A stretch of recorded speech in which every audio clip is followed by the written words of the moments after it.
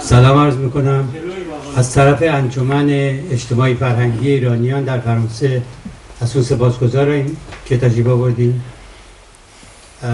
در بحث امشب ما در واقع بازشناخت دوران زمامداری دکتر محمد مصدقه در یک نگاه به این معنا که انجمن قصد داره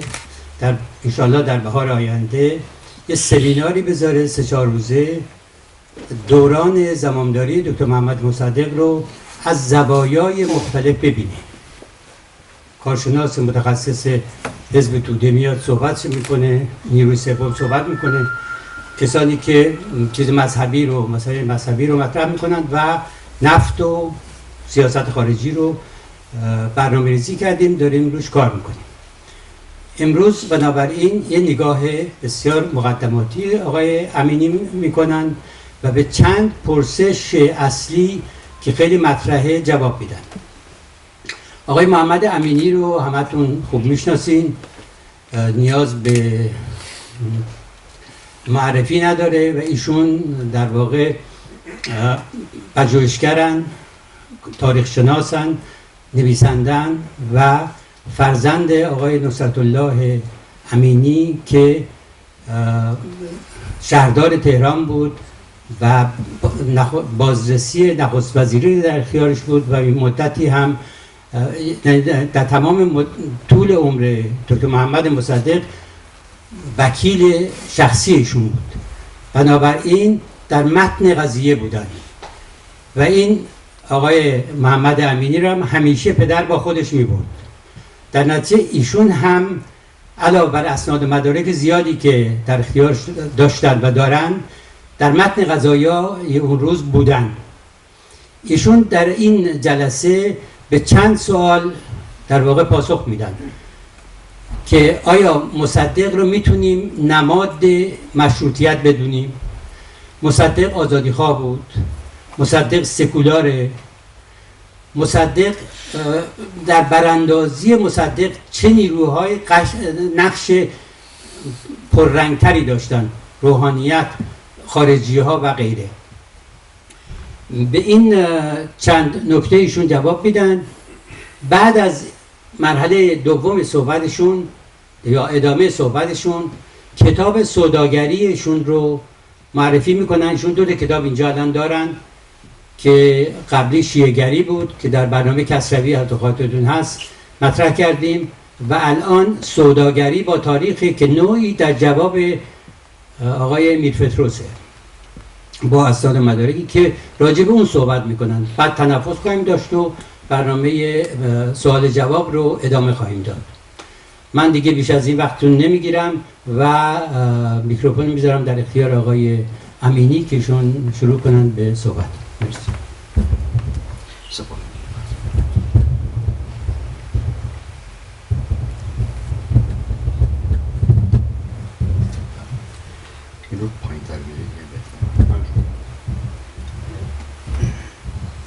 بسیار سپاسگزار هستم از این معرفی بسیار به هر حال ارزنده‌ای که کردن. البته ایشون من فکر نمی کنم همه تعریف ایشون دقیق و درست بوده باشه، چون من سن و سالم اجازه نمیده که در کوران جریان ها بوده باشم. منظورتون بعد از پدرم در جریان ها بوده، من تازه اون موقع دنیا آمدم. البته خوشبختانه هستن در این نشست کسانی که به هر حال من نمیگم سنشون بالاتر از منه ولی بودن در اون دوران و از جمله جناب آقای بابا کمیر خسروی که به هر حال موقع یادشون هست اصلا و دوستان دیگری که به هر حال خیلی بیشتر از من از اون دوران به یادشون مونده. من اون چیزی که با خود دکتر مصدق آشنا شدم دورانی بودی که از 7 سالگی تا هنگام مرگ ایشون فکر کنم بود 13 سالم بود، گاه با پدرم به احمد آباد میرفتیم، ولی خب اون موقع من اصلا صحبت طبیعتا سیاسی با ایشون نمی کردم و بیشتر شخصیت ایشون رو باش آشنا می شدم. ولی نکته‌ای که می‌فرمایند درست هست، به دلیل اینکه به هر حال پدر من از پایه‌گذاران جبهه ملی بود و منزل ما یکی از کانونهای این نوع فعالیت‌ها بود. در جریان برخی از مسائل بودم، ولی این پژوهش رو بر اساس اصولا این کار انجام ندادم و بیش از اینکه اصلا صحبتم رو آغاز کنم یک نکته‌ای رو درباره گرفتاری پژوهشگری در فرهنگ ایران امروز میخواستم بهش اشاره کنم. امروز هم منظورم این 100 سال گذشته است که نوشتن مطلب بر پایه یادمانده ها و بدون استناد به اسناد خیلی رایج هست در کشور ما و به همین دلیل هم بسیاری حتی از یادمانده ها دقیق نیست و فرد رو، اون کسی که خاطرات رو می‌نویسه، چنان در کانون رویدادها قرار میده که انسان باید با قیاس این یادمانده با دیگر یادمانده ها و رویدادها ببینه تا چه اندازه این خاطرات یا یادمانده ها درست و دقیق است. برخی از پژوهش‌ها هم که انجام می شود نتیجه پژوهش از پیش در ذهن پژوهشگر هست و در نتیجه از جمله در مورد همین کتابی که من به نقد کشیدم یا کار آقای متینی در جستجوی اسنادی می‌گردند که این پژوهش رو یا نتیجه پژوهش رو برای اونها روشن کنه و توضیح بده، ولی در جستجوی راستی ها نیستن به اندازه کافی. یه نمونه ای رو خدمتتون میگم بعد وارد صحبتم میشم. مثلا در همین کتابی که من به نقد کشیدم، در نقد به یک کتابی که خود اون پر از ناراستی است، یعنی خاطرات آقای کرویت روزولت درباره 28 مرداد به نام ضد کودتا که در حدود 6 ماه پیش از پایان پادشاهی در ایران به چاپ رسید. البته 6 سال پیشتر نوشته شده بود ولی 6 ماه پیش از انقلاب به چاپ رسید. نویسنده محترم درباره این کتاب میگوید که دو ایراد میگیره. یکی این که روزولت در هنگام نوشتن این کتاب چه بسا به علت پیری و کهنسالی دچار فراموشی شده. روزولت در هنگام نوشتن این کتاب 2 سال از ایشان جوانتر بوده در هنگام نوشتن کتابی که به اون نقد کردن و سالیانی پس از اون هم درس داده. در این کتاب نقل میکنه از آیزنهاور که حتی آیزنهاور هم گفته که گزارش روزولت به افسانه بیشتر میماند و داستان پلیسی است و به داستان پلیسی بیشتر شبیه است تا یک عملیات امنیتی. خب این یه نمونه ای از پژوهشگری است. هر کسی این رو بخونه خب میپذیره که این پژوهشگر رفته بررسی کرده و آیزنهاور هم گفته که گزارش آقای روزولت پر از ناراستی است. در حالی که آیزنهاور وقتی من این رو دیدم خب رجوع کردم به آرشیو کتابخانه‌ای که برای آیزنهاور فراهم شده و در اونجا دیدم که این سخن را آیزنهاور در هنگامی گفته که داشته نشان بالاترین نشان امنیت ملی رو بر سینه آقای کرویت روزولت در کاخ سفید سنجاق می‌کرده و این رو به عنوان تعریف گفته من گزارش ایشان را خواندم. این عملیات آنچنان محیر العقول است که به افسانه و داستان پلیسی بیشتر میماند تا به یک عملیات امنیتی. خب وقتی که به اصطلاح پژوهشگری میآید و بدون اینکه زمینه و زمانه یک موضوعی رو، سندی رو برای خواننده روشن کنه، مطلبی رو همینجور مطرح میکنه،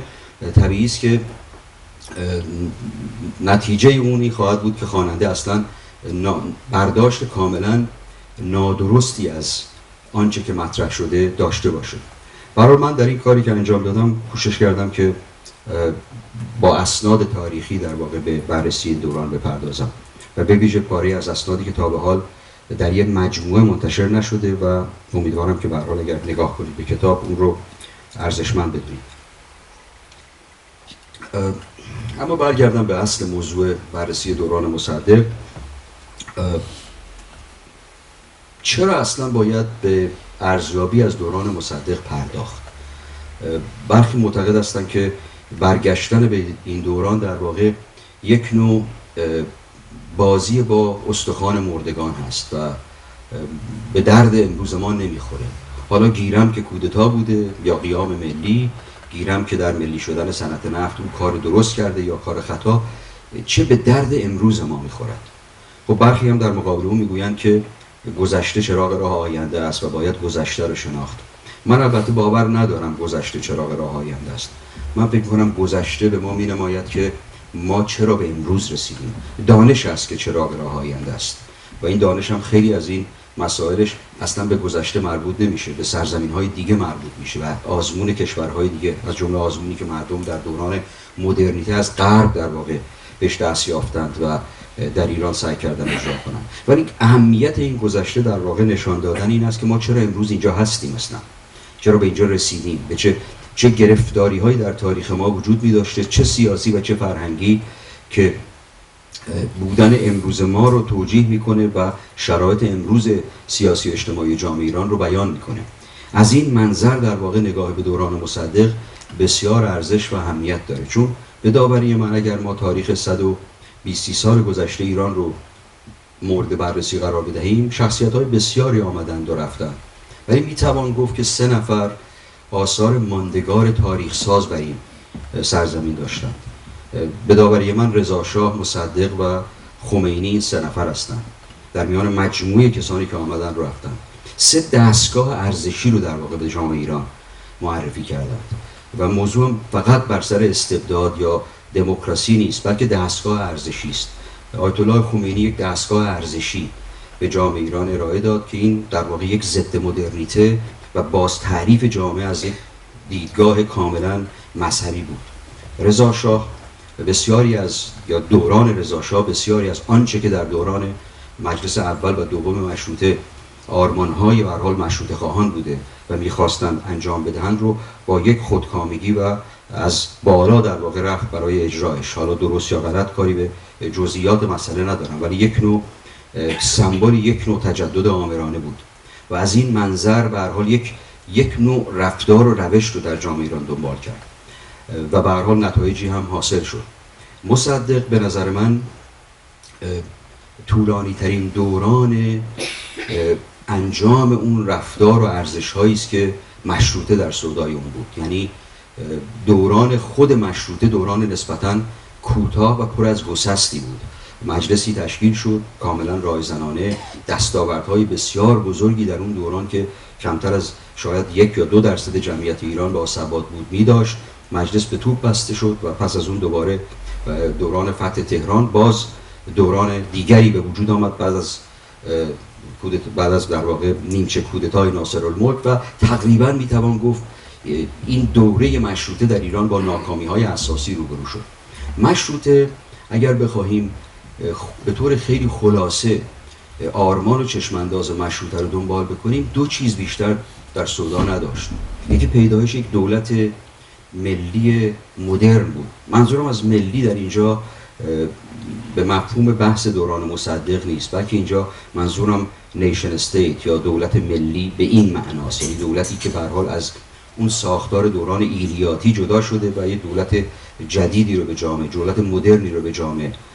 معرفی میکنه. چشمانداز دیگر مشروطه مشارکت مردم بود در سرنوشت سیاسی و اجتماعی خود. در زمینه اول جامعه ایران خیلی بیشتر موفقیت داشت تا در زمینه دوم، یعنی در ساختن یک دولت مدرن و ایجاد یک رشته ساختارهای نو در جامعه ما شاید گام‌های بیشتری رو در این 100 و اندی سال برداشتیم تا مشارکت مردم که یکی از آرمان‌های مهم دوران مشروطه بود. از این منظر در دوران 28 ماهه زمامداری مصدق که به هر حال طولانی ترین دوران بدون گسست اجرای آرمان‌های دوران مشروطه است، به نظر ما با گرفتاری‌های جامعه ایران هم روبرو هستیم. یعنی می‌بینیم که با چه نیروهایی یک کوشش رایزنانه مدرنسازی ایران روبروست. چون آن چیزی که در دوران رضا شاه می‌بینیم طبیعتاً مدرنسازی جامعه از بالا و با اقتدار بر اراده به هر حال یک گروه معینی است. بازم نمیخوام وارد ارزیابی درست و غلط موضوع بشم. دوران مصدق ما مجموعه درگیری نیروهای گوناگون جامعه رو به دلیل اینکه شخصی که در بالا در زمامدار قدرت هست خواهان اعمال اقتدار از بالا نیست، بلکه نیروهای اجتماعی رو بهشون اجازه زندگی میده، شاهد درگیری تمام این نیروها هستیم. یعنی رفتار نیروهای مذهبی رو، جناحهای مختلفش رو میبینیم، رفتار بازار رو میبینیم، رفتار نیروهایی که علاقمند به یا وابسته به خارجی ها هستن رو میبینیم، رفتار دربار رو میبینیم، نیروهای اطراف مصدق رو اونهایی که در آغاز نزدیک به او میشوند و سپس از او دور میشوند، رفتار جاهل‌ها و لات‌های تهران، رفتار همه نیروهای اجتماعی در واقع در دوران زمامداری مصدق روح است و آشکاره و درگیری اینها در توانایی و ناتوانی دولت مصدق بیشتر از هر دوران دیگری از تاریخ ایران کام و ناکامی ها و گرفتاری های سیاسی و فرهنگی جامعه ایران رو در مقابل ما قرار میده و بنابراین وقتی که ما در دوران زمامداری مصدق به گرفتاری های دوران نخست وزیر رو نگاه میکنیم، تنها بحث سیاسی نیست که رو میپردازیم، بلکه به گرفتاری های ارزشی و فرهنگی جامعه هم باید توجه در این زمینه داشته باشیم و درگیری هایی که در این دوران حتی از نقطه نظر شخصیتی بین انسان هایی که دوران پیرامون مصدق هستند و بعد در مقابل او قرار میگیرند وجود میداره. در 5 زمینه به نظر من به طور خیلی مشخص مصدق ادامه چالش مشروطه است. نخست در توانا کردن فرایندهای شرکت مردم در به طور کلی مشارکت اجتماعی، کوشش مصدق در اینکه مجلس در واقع بتواند یک مجلس واقعی باشد، یعنی در همون کوشش انتخابات دوره 17 و دادن امکانات به مجلس یکی از نخستین نمونه هایی است که در تاریخ دوران مشروطه ما باش روبرو هستیم که یک نخست وزیر در واقع از توانا شدن مجلس بیم و هراس نداره. مثلا این موضوع که برای نخستین بار در ایران برنامه‌های تلویزیون در برنامه‌های مجلس از رادیو زنده پخش می‌شده که البته برمیگرده به یک تهدیدی که جمال امامی میکنه، میگه نخست وزیر اجازه نمیده مردم حرفای ما رو بشنوند، دستور میداد که از این به بعد رادیو به طور زنده گفتگوهای مجلس رو پخش بکنه و حتی بلندگو بگذارن در میدان بهارستان و مردم بتوانند گفتگوهای مجلس رو گوش بکنند. یا این طرحی که هر لایحه‌ای که حتی بر اساس لایحه اختیارات تهیه می‌کردن 2 تا 3 هفته در روزنامه‌ها به چاپ می‌رسیده و از مردم نظرخواهی می‌کردن، یعنی این اختیار مردم قرار میدن. در تاریخ ایران بی سابقه است این کار و بیشتر حتی نمایندگان مجلس در گذشته لوایح رو نمی‌خواندند و بر اساس اینکه دستور چه بوده یا روش و رفتار و تمایل چه بوده به اون رأی میدادند. بنابراین در جریان توانا کردن مجلس به رغم اینکه مجلس مخالف اوست گام‌های استواری در این دوران برداشته شده. خود انتخابات دوره 17 که با گرفتاری‌های اساسی روبرو شد و در میانه کار متوقف ماند، یعنی بخش‌هایی از انتخابات به انجام نرسید، کوششی است باز در صالح کردن مجلس. جالب اینجاست که در همین دوران برای اینکه به شما نشان بدم تا چند اندازه نیروهای مخالف بهتر کردن به هر حال فرایند انتخاباتی در ایران یا سالم کردن انتخابات در ایران نقش داشتند، در همین دوران امام جمعه شیعی تهران یعنی دکتر حسن امامی، سید حسن امامی از مهاباد انتخاب می شود که تصور این که یک رئیس دینی شیعی از شهری که احتمالاً یک شیعی در اون پیدا نمی شود یعنی مهاباد انتخاب شده باشه با رأی مردم، خب محال هست که حتی مصدق با اینکه به اون نسبت هم داشته او تذکر میداد که این کار نادرستی است که شما انجام میدهید، ولی گویا سهمیه شهرهای دیگر پر بوده و فقط میتوانستن از مهاباد او رو انتخاب بکنن. یک نمونه بسیار برجسته کوشش برای مشارکت مردم که خیلی کم به اون پرداخته شده و من در جلد دوم این کتاب به درازا به اون پرداختم، مسئله ایجاد انجمن‌های شهری و انتخابات شهرداری هاست که برای نخستین بار در تاریخ ایران بیرون از اون بحثی که هیچگاه به اجرا گذاشته نشد، یعنی بحث انتخابات انجمن‌های ایالتی و ولایتی که هیچگاه انجام نشد در ایران، بیرون از اون حوزه کسی کوشش میکنه که دموکراسی رو یا شرکت مردم رو در فرایندهای انتخاباتی از حوزه مجلس خارج بکنه. یعنی میآیند لایحه‌ای می‌نویسند به نام لایحه انتخابات شهرداری ها، انجمن‌های شهر قرار است انتخاب بشود و انجمن‌های شهر شهردار انتخاب بکنند. نخستین بار این پروژه در دوران مصدق در واقع به اجرا در آمده و لایحه‌ای تهیه می‌شود به نام انتخابات شهرداری ها و این لایحه واقعا جالب اینجاست که باز مانند نمونه‌های دیگر به دید مردم گذاشته می‌شود که منو میرسانه به نکته دوم در واقع در چالش مدرنیته و بازتاب آن در کارنامه دوران مصدق. یکی از نخستین گفتگوهای مجلس اول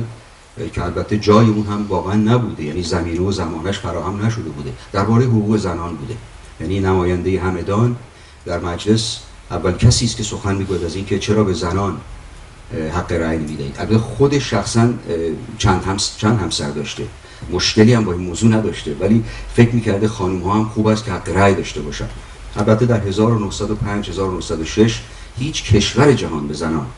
حق رأی نداده بوده، ولی خب ما ایرانی ها معمولا یه سری چیزایی که یاد میگیریم با شتاب بیشتری از اونهایی که به ما یاد دادن میخوام انجام بدهیم. این است که با شتاب بیشتری هم میخواستن که کار رو یکسره کنن، به زنان هم حقوقی بدن که البته به جایی نمیرسن. اول کسی که در تاریخ ایران موضوع حق رأی زنان رو مطرح میکنه محمد رضا شاه نیست، یعنی قانون لایحه انتخابات دوران انقلاب شاه و ملت، بلکه در دوران مصدق است که در اینجا هم باز کسانی واقعا ناجوان مردانه مطرح کردن است که یکی از کارهای دکتر مصدق مخالفت با حق رأی زنان بوده. همین لایحه شهرداری ها که اشاره کردم که من توصیه میکنم حتما این لایحه رو من در کتابم آوردم، اگر دیدید توجه کنید، نخستین بار در تاریخ پس از مشروطه است که در اون بخش مربوط به کسانی که حق رأی دارند و کسانی که حق انتخاب شدن دارند بخش زنان حذف شده. یعنی محجوران و شکستگان به تقصیر و دیگر چیزهایی که در قانون انتخابات وجود می داشته و در کنارش طایفه نسوان بوده یا زنان بوده، این بخش زنان حذف شده. و گواه این که این موضوع به طور جدی مطرح بوده در این است که کیهان، روزنامه کیهان در اون دوره پس از اینکه این لایحه به جراید داده می شود از آقای شایگان می پرسد، یکی از نمایندگان مجلس، که آیا سهوی در کار است، یعنی از قلم افتاده این بند؟ و ایشون پاسخ میداد خیر، آقای دکتر مصدق میخواهند که مردم اظهار نظر بکنند که اگر میخواهند بانوان حق رأی داشته باشند حق رأی داشته باشند. در واکنش به این حرکت، به این لایحه، یکی از نخستین درگیری های روحانیان برجسته ایران رو با مصدق میبینیم. میدانیم که تا پیش از آبان سال 1331 که این لایحه مطرح می شود، مخالفت بسیاری از روحانیان با مصدق مخالفت بسیار پنهانی بوده و اگر هم جست و گریخته با او درگیری داشتند، این درگیری ها رو پنهان می کردند یا در واقع خیلی شوق از خودشون نشان نمی دادند، جز در مواردی که مثلا بهبهانی در این زمینه سرشناس است. ولی به مجرد اینکه این لایحه مطرح می شود، آقای بهبهانی نامه‌ای می نویسد به علمای قوم و از اونها میخواهد که در مقابل این لایحه واکنش نشان بدهند و چندین تلگراف از قوم از سوی برخی از روحانیان به تهران فرستاده میشه. من نمونه‌های از اون رو در کتابم آوردم و در حاشیه یکی از این تلگراف ها شخص آیت الله بروجردی که تا اون زمان هیچ داوری درباره دولت مصدق رسما نکرده بوده می نویسد که در کشور اسلامی، در مملکت اسلامی رأی زنان حرام است و در نتیجه این بحث جدی در جامعه مطرح می شود. در قم تظاهرات برپا می شود، یک نفر به خاطر تظاهرات کشته می شود و در مجلس ساعتها درباره تومارهایی که در شهرهای مختلف بر علیه حق رأی زنان جمع شده سخنرانی کردند. بنابراین این یکی از، به نظر من یکی از زشترین کارهای پس از 28 مرداد پنهان کردن و نگفتن این حقایق به مردمه، یعنی دادن این تصور که گویا همونجور که در مورد بحث حجاب مطرح می شود که گویا برای نخستین بار این موضوع حجاب به ذهن فقط رضا شاه رسیده بود، هیچ یک از زنان دیگر جامعه، زنان جامعه یا دیگر نیروهای اجتماعی به دنبال مسئله رودررویی با حجاب نبودن. در اینجا هم چنین برداشتی داده می شود که برای نخستین بار در سال 41-42 است که بحث حق رأی زنان مطرح شده، در حالی که در گفتگوهای مجلس ساعتها و نشستهای متعدد در این باره صحبت می شود، تا جایی که فقیهی شیرازی و یکی دو تن از نمایندگان دیگر، یکی از اونها برمیگردد و میگوید که اگر شما رادیو رو یک روز در اختیار من قرار بدهید، من به شما ثابت میکنم که بیشتر مردم ایران مخالف حق رأی زنان هستند و زیر بار چنین کاری نخواهیم رفت. با این حال در خرداد سال 32 دولت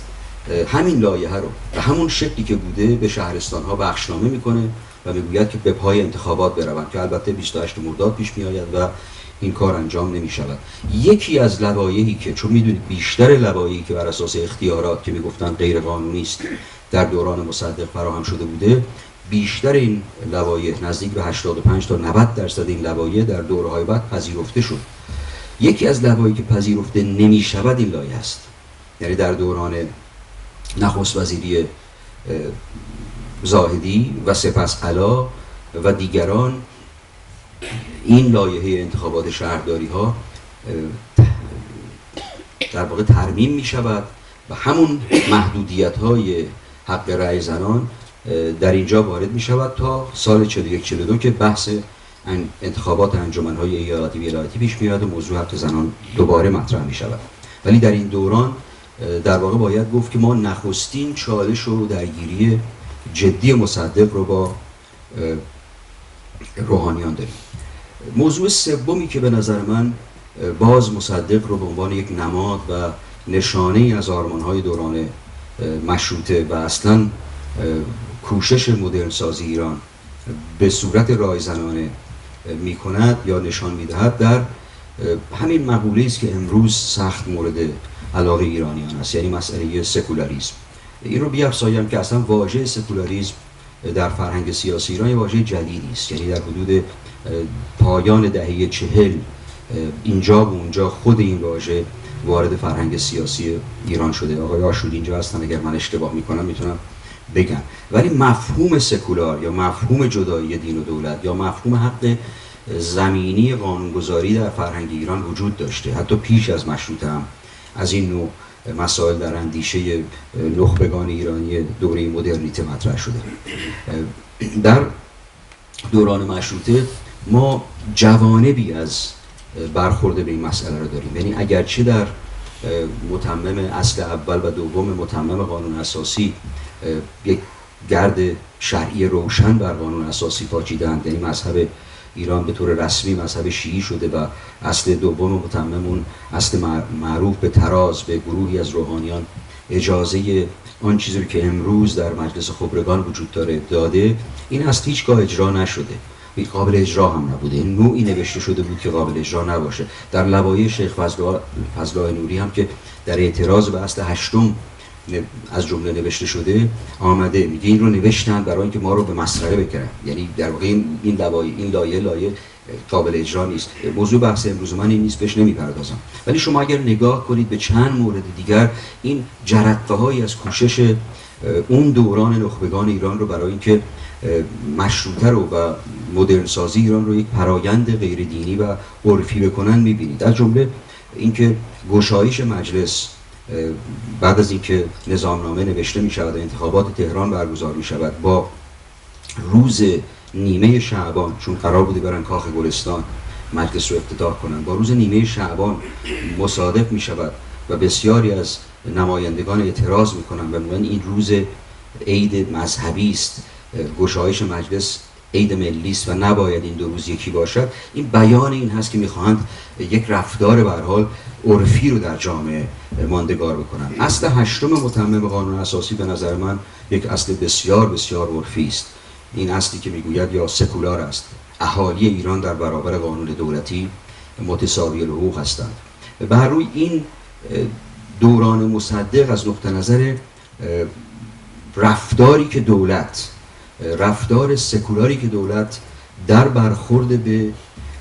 حال مذهب و جایگاه دین در جامعه برمی‌دارد، برخلاف بسیاری از ارزیابی‌های به نظر سبکی که انجام شده است که گویا اساساً مهمترین نیروی متحد دکتر مصدق به دلیل وجود کاشانی در دورانی در کنار اون نیروهای مذهبی بودند، بسیار به طور روشن میتوان روی اون دست گذاشت. یعنی نشان داد که دوران مصدق از بسیاری جهات یک سر و گردن نسبت به دوران‌های پیش از اون، دوران نخست وزیران دیگر، در انجام یک پروژه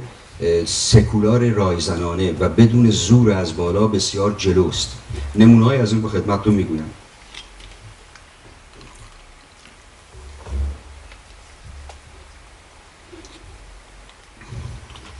یکی از اونها به هر حال این واقعیت است که در دوران زمامداری مصدق هیچ یک از وزارتخانه‌های ایران برخلاف برخی از دوره‌های دیگر برنامه‌های بزرگداشت دینی ندارند. در بسیاری از دوران‌های دیگر در وزارتخانه‌ها و در نخست وزیری ایام مثلا محرم که امشب یکی از اونهاست، اینها رو ارج می‌گذاشتن، بودجه حتی براش داشتن. در دوران مصدق ما با چنین چیزی روبرو نیستیم. در زمینه برخورد به اقلیت‌های دینی من میتونم به درازا در این زمینه صحبت کنم، ولی یک نمونهش رو از زبان آقای فلسفی برای شما یاد میکنم. آیت الله فلسفی در اون دوران نماینده آقای بروجردی، نماینده شخص آقای بروجردی در گفتگوی با دولت و دربار بوده، یعنی رفت و آمد داشته با دولت و دربار. تنها نماینده هم نیست، یکی از نمایندگانی است یا کسانی است که مورد اعتماد بروجردی است برای رساندن به هر حال دیدگاه‌های بروجردی به دربار و دولت، نه تنها در دوران مصدق، پیش از اون هم. و یکی از کسانی است که دولتیان هم به او اعتماد می‌کنند که پیغام‌ها رو به آقای بروجردی برساند. او در خاطراتش می‌نویسد که پیغام بروجردی رو هم به شاه رسانده و به هم به مصدق درباره افزایش فعالیت بهائیان در ایران. ما واکنش شاه رو در این باره می‌دانیم. اون رو نه از راه خاطرات بروجردی یا اسناد، بلکه از راه خاطرات ثریا که من از اون هم نقل کردم، کتاب کاخ تنهایی که به فرانسه هم نوشته شده. ثریا میگوید که نزدیک تنها آدمی که برای من باقی مانده بود در دربار، برای پزشک مخصوص دربار، اون زمان سرهنگ ایادی بود، بعدها برای درجات بالاتری ها ایادی بهایی بوده و میگوید که تنها کسی بود که در واقع برای من باقی مانده بود. خواهران شاه هیچ دوست دیگری رو برای من در دربار باقی نگذاشته بودن. و یک روز متوجه شدم که دیگه ایادی نمیاد، فکر کردم بیمار شده و از محمد رضا پرسیدم، با همین عبارت هم مطرح میکنه و او به من گفتش که نه، اون مریض نشده، بلکه رهبر دینی ما گفته که افراد این طایفه یا این گروه دینی فعلا صلاح نیست که زیاد خودشون رو نشان بدهند و این است که ایادی برای مدت اینجا نخواهد بود. فلسفی همین پیغام رو پیش مصدق میبره. خب هر نخست وزیر دیگری اگر نماینده بزرگترین مرجع شیعه در کمرکش گرفتاری های سیاسی دیگر بیاید و به او بگوید که مثلا آقای بروجردی پیغام دادن که این بهائیان در شهرستان ها فعالیت میکنن و مزاحم مسلمانان هستن، احتمالاً برمیگرد میگه حتما رسیدگی میکنم، نگران نباشید، اگر خیلی خیلی خوب باشه کاری نمیکنه در این زمینه. فلسفی میگوید که بعد از اینکه این حرف رو به مصدق زدم قاه خندید و گفت که آقای فلسفی، برای من مسلمان و بهایی فرقی ندارن، من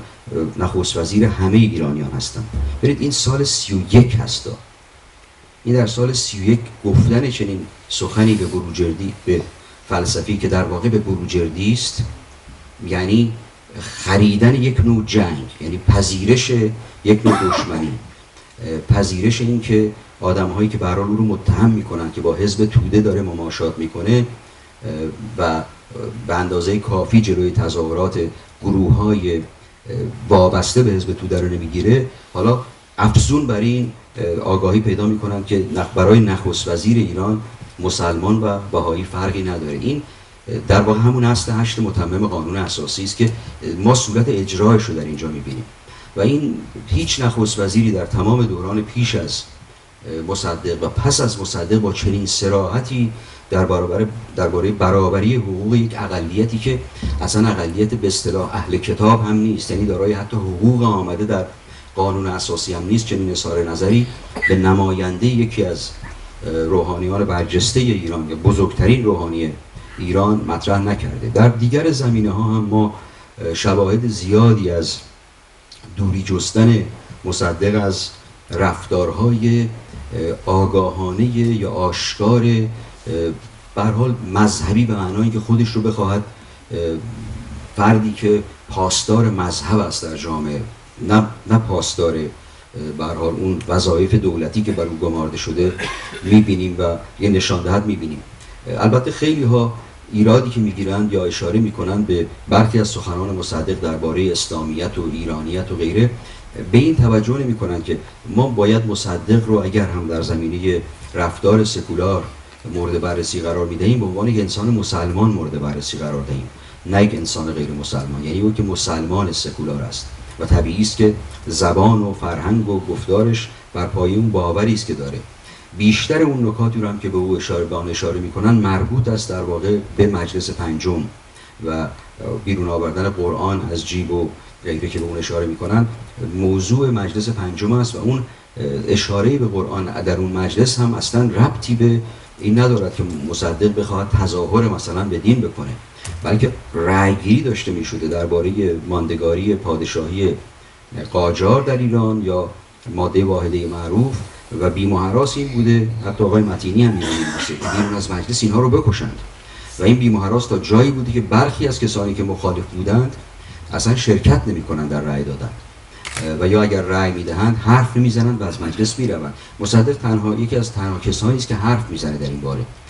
و قرآن رو از جیب در میاره به معنای شهادتینه، یعنی به عنوان یک مسلمان میگوید که من شهادت میدهم چون ممکن است بعد از این من رو بکشند. ولی در دوران نخست وزیری ما درست نقطه مقابل این رو میبینیم. در بسیاری از گفتگوهای مجلس که من تمام اونها رو در واقع خواندم، اتهام میزنند به مصدق، از جمله فردی مانند شوشتری، یکی از نمایندگان مجلس که اسم مستعارش هم بوده سید بسم الله، چون قبل از هر صحبتی بسم الله الرحمن الرحیم میگفته به اون میگفتن سید بسم الله. یکی از اتهاماتی که به مصدق میزنه این است که او در هنگامی که در آغاز چه در دوران پیشین و چه در دوران آغاز نخست وزیریش، هنگامی که در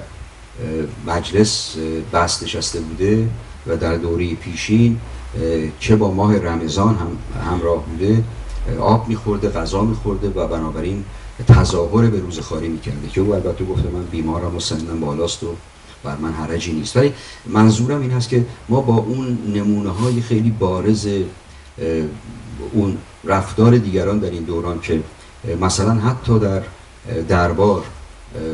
مراسم عزاداری عاشورا میگذاشتن، در دوران زمامداری مصدق در وزارتخانه ها روبرو نیستیم.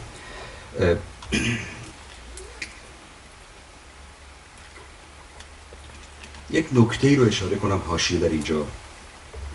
یکی از ایرادهایی که به عنوان نمونه اسلام پناهی مصدق به نادرست مطرح میکنن، گزینش آقای بازرگان به عنوان معاون وزارت فرهنگ است. نخست این که من بعد از اینکه نگاه کردم به این اسناد تاریخی دیدم هم آقای بازرگان و هم آقای صحابی سالها پیش از اون در دوران نخست وزیری دیگران وارد اون کمیته بررسی وضع کتاب‌ها به منظور اینکه کتاب‌ها حتما با شعائر مذهبی همراه باشند شدند، یعنی اون هم اصلا به دوران مصدق ارتباط نداره. من نمونه‌های از اسنادش رو در اینجا آوردم. در دورانی است که اتفاقا آقای منوچهر اقبال وزیر فرهنگ است و در دوران وزارت منوچهر اقبال او در واقع به توصیه نخست وزیر آقای صحابی و آقای بازرگان رو به عنوان و چند نفر دیگر از شخصیت‌های سرشناس مسلمان رو، خب دیگران هم مسلمان بودن ولی اینها مشهور بودن به کسانی که به هر حال جنبه مسلمانیشون شاید بر جنبه حتی تخصصشون میچربه، اونها رو وارد این کمیته وزارت فرهنگ کردند یا این شورای وزارت فرهنگ برای نظارت بر کتاب‌های درسی. آشنایی یا نقش آقای بازرگان در وزارت فرهنگ از اینجا آغاز میشه و این کار بیشتر از 2 ماه به درازا نمیکشه و من در این کتاب از جمله یه نمونه ای از پیام نوروزی آقای دکتر آذر رو که وزیر فرهنگ دکتر مصدق بوده رو آوردم که شما اگر این نمونه پیام نوروزی دکتر آذر رو نگاه کنید می‌بینید که اصلا یک کلمه نشانی از نگاه مذهبی در برخورد به دانش آموزان و تبریک نوروز به آموزگاران در این مشاهده نمی‌کنید. فردی است که به هر حال با باور مذهبی یک پیام بسیار عرفی و سکولار برای مردم میفرسته. اینا شاید به نظر خیلی کارهای کوچکی باشه ولی اینها نشانه های خیلی بزرگی در یه جامعه است که با این گرفتاری های بسیار اساسی روبروست که باید حتی تظاهر به برخی از مسائل در رفتار بزرگان و نخبگان ایران وجود داشته باشه. در زمینه چهارم که به نظر من یکی از جنبه های بسیار مهم دوران مدرنیته و آرزوهای دوران مشروطه است،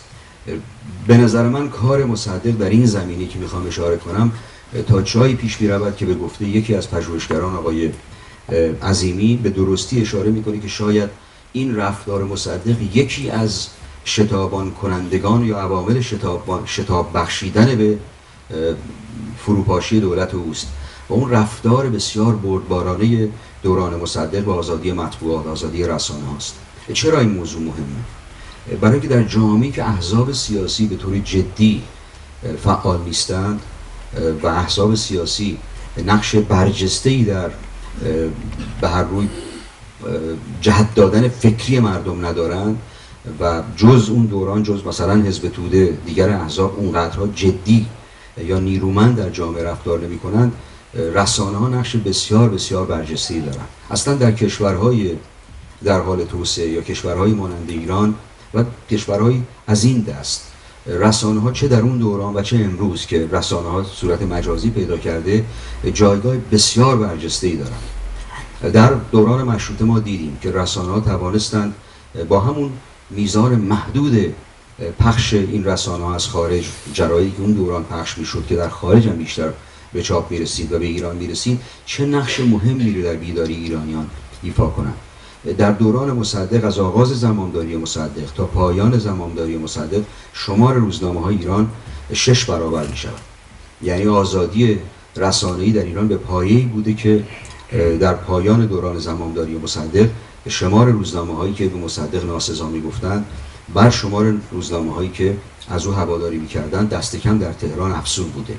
و نوع ناسزاها هم ناسزاهای ساده نیست. من نمونه‌های از اون رو در اینجا آوردم. آقای سفری هم در کتاب بسیار جالبشون تاریخ اون دوران نوشتن، چون خودش هم روزنامه نگار بوده و در این کارها دست داشته، نمونه‌های زیادی از این را آورده. فقط نشریات حزب توده نیست که در یک دوران معینی به مصدق پرخاش‌های بسیار دشمنانه میکنه. 10 روزنامه دیگر حتی تندروتر از روزنامه‌های نزدیک به حزب توده مانند چلنگر به مصدق میپردازند و میتوفند. برخی از اونها حتی ناسزایی که میگویند اگر در دوران دیگری از نخست وزیران گفته میشد جای این روزنامه نگار یا صاحب روزنامه در زندان می بود، مثلا در دوران قوام، در حالی که یکی از نخستین دستورهای مصدق به شهربانی در روز دوم نخست وزیری این است که هیچ روزنامه‌ای رو به دلیل اینکه به من ناسزا گفته است مزاحمش نشوید و اصلا نوشتن لایحه مطبوعات برخلاف آنچه که میگویند که برای محدود کردن حقوق روزنامه نگاران و ارباب جراید بود. من در جلد دوم کتابم باز میکنم این بحث تا چه اندازه کوششی بود برای گسترش به هر حال حقوق روزنامه نگاری در ایران. یکی از مهمترین کارهایی که در اونجا انجام می شود این است که از هفته نخست وزیری مصدق آقای محرم علی خان بیکار می شود و تا فردای بعد از 28 مرداد محرم علی خان بیکار هست در ایران و سر میزنه فقط این ور اونور به روزنامه ها. اجازه گرفتن و نمونه روزنامه پیش از چاپ رو در دفتر روزنامه ها نداره. یعنی این بخش کار شهربانی تعطیل میشه. محرم علی خان همونجوری میدانید، شاید هم ندانید، پیش از شهریور 20 معاون مسئول ممیزی شهربانی بوده و پس از شهریور 20 عملاً به مسئول ممیزی تبدیل می شود. یعنی کسی بودی که از طرف شهربانی میرفته سر میزده به چاپخانه ها و همه میدونستن که چه چیزهایی رو باید مراعات بکنن یا نکنن. کسانی هم دربارش به نیکی یاد کردن، یعنی میگن آدم به هر حال لوتی بوده توی زمین ها،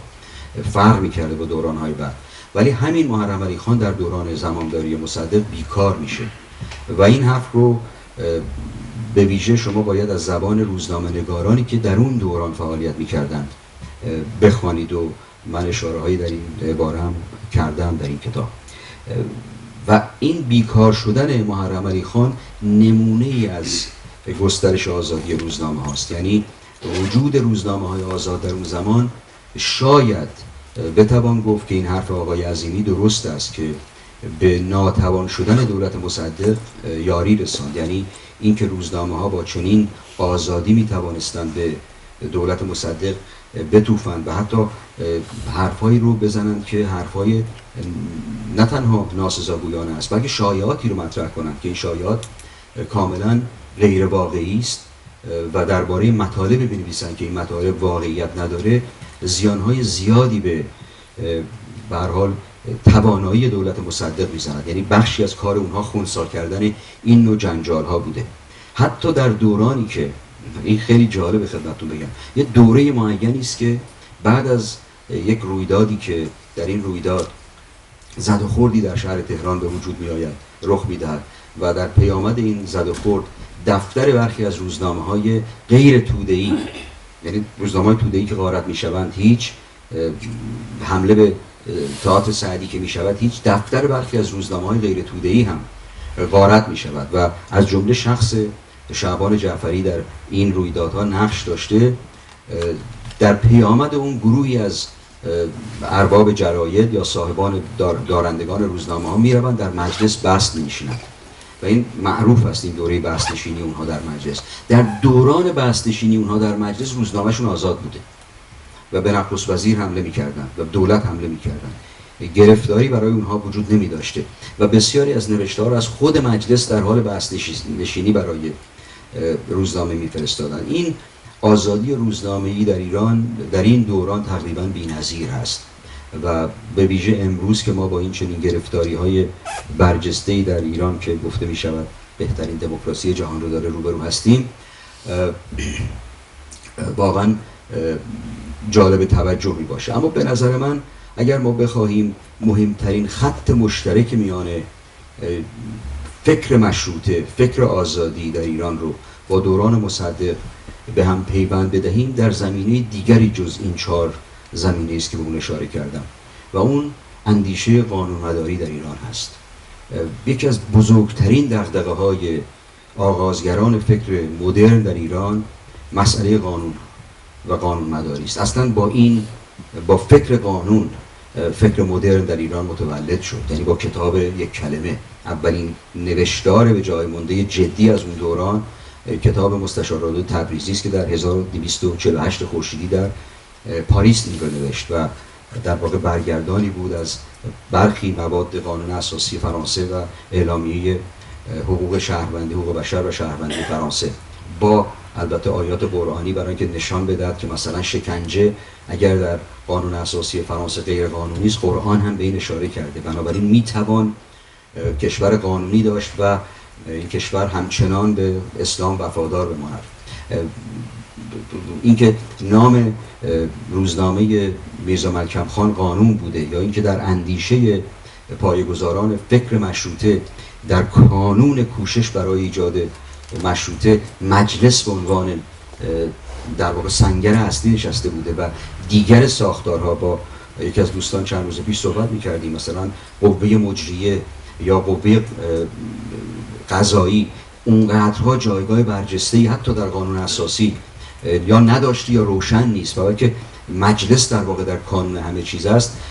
گواه بر این است که فکر قانونمداری و این نکته‌ای که در اندیشه مستشارالدوله هم بودی که شاه و گدا باید در برابر قانون برابر باشند، در اندیشه مدرنیته ایران خیلی جایگاه بلندی داره و میدانیم که این اندیشه چندان بهش بها داده نشد. یعنی خیلی خیلی زود در واقع در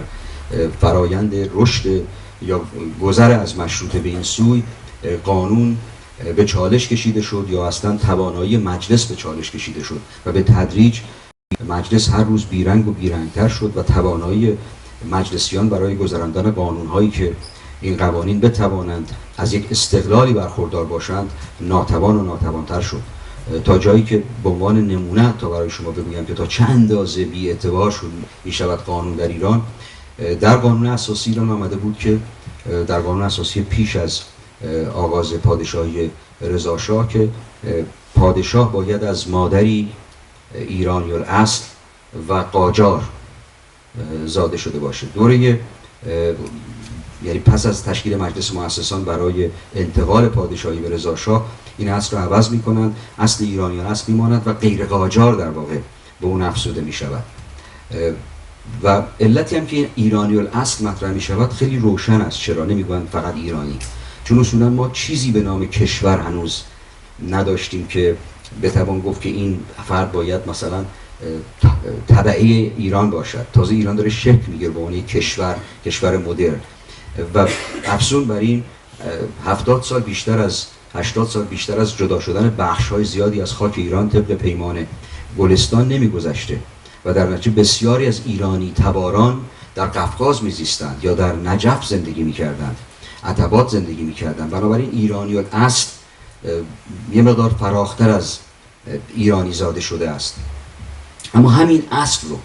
همین موضوعی که به این سادگی است رو برای اینکه بی‌اعتباری قانون رو در این سرزمین نشان بدهم، خود همین مجلس و دولت به چالش میکشه. موقعی که فوزیه قرار میشود با شاه ازدواج بکنه، خب این بند قانون اساسی گرفتاری پیدا میکنه، چون با هیچ ترتیبی نمیتوانستن فوزیه رو که نیمه عرب و نیمه پاشاست ایرانی الاصل بخوانند. این است که مجلس مشروطه ایران یا مجلس دوران رضا شاه مسببه ماده واحده‌ای میگذراند. این عبارت نیست، تقریبا شبیه اینه. میگن ایرانی الاصل کسی است که از مادر ایرانی زایده شده باشد و یا به فرمان مطاع ملوکانه ایرانی الاصل شناخته شود. خب این بار قانون رو در جامعه نشون میده. ببینید اینجا دیگه بحث بر سر این نیست که شما به اعتبار پادشاه مثلا فلان بند قانون اساسی رو شریختی تفسیر میکنید، بلکه میگوید که مثلا پرتقال آن چیزی است که اعلیحضرت بگویم پرتقال است، حالا ممکنه شبیه سیب باشه، ولی یعنی ایرانی الاصل بودن رو به تفسیر دولت واگذار میکنن یا به تفسیر پادشاه واگذار میکنن. این نفی به طور کلی قانون مداری در ایران که به نظر من اصلا مسئله دولت فقط نیست، بلکه یکی از وجوه بسیار برجسته گرفتاری فرهنگی جامعه ایران است و امروز هم پابرجاست. یعنی حتی ایرانیانی که در خارج زندگی میکنند، من اروپا رو نمیدونم ولی دست کم آمریکا رو میدونم، ایرانیانی که سالهاست در خارج زندگی کردن، در کشورهایی که قانون مداری درشون نهادینه شده، کوشش میکنن راههای قانونی کلک زدن به دولت‌های کشورهایی که در زندگی میکنن رو بیابند.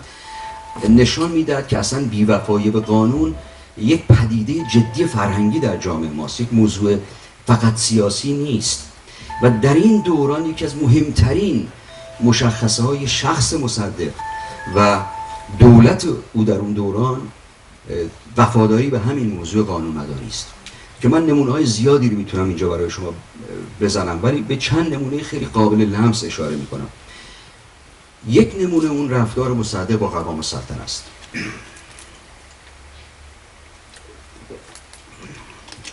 نخست این رو بگویم که برای اینکه زمینه تاریخی رو برای شما توضیح داده باشم، قوام از همون هفته‌های نخست وزیری مصدق در سودای برانداختن مصدق بود. یعنی یکی از کسانی که سخت طرفدار این بودی که رای پیدا کنند که مصدق از نخست وزیری کناره بجویه یا کنارش بگذارن قوام السلطنه است. آدم‌هایی رو حتی واسطه میکنه، از جمله اسکندری، عباس اسکندری، از جمله یکی از بازرگانان برجسته چوب ایران رو که با انگلیس تماس بگیرن، با دولت بریتانیا، با سفارت و کوشش کنن که اونها بودجه‌ای در اختیار قرار بدن که مصدق رو براندازند و قوام نخست وزیر بشه و این کار رو به جایی نمیرسه. یعنی دولت بریتانیا جدی نمیگرفته این موضوع. من سندی رو پیدا کردم که برام بسیار جالب بود و در همین کتابم آوردم و اون دیداری است که قوام السلطنه در پاریس با فردی به نام جولیان امری کرده. جولیان امری پدرش ویسروی یا وزیر هندوستان بوده و در نتیجه در جایگاه بلندی در سیاست بریتانیا داشته. خود جولیان امری یک عضو پارلمان انگلیس بوده، عضو بسیار با نفوذ محافظه‌کار پارلمان انگلیس بوده و با ایرانیان روابط بسیار نزدیکی داشته، خیلی ها به او رجوع می‌کردند. امری میگوید که تلگرافی دریافت میکنه از قوام السلطنه و البته این رو اشاره کنم اینا در اسناد وزارت امور خارجه بریتانیا است و دلیلی نداره که این افراد بخوان گزارش‌های دروغ به وزارت امور خارجه خودشون بدن. دست کم در اون کشورهای اصولی از این لحاظا حفظ می‌شده.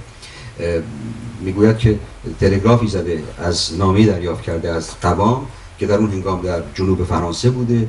که او اظهار تمایل کرده که برای یافتن راه حلی برای بحران ایران یعنی مسئله نفت و غیره با امری دیدار بکنه. وزیر امور خارجه بریتانیا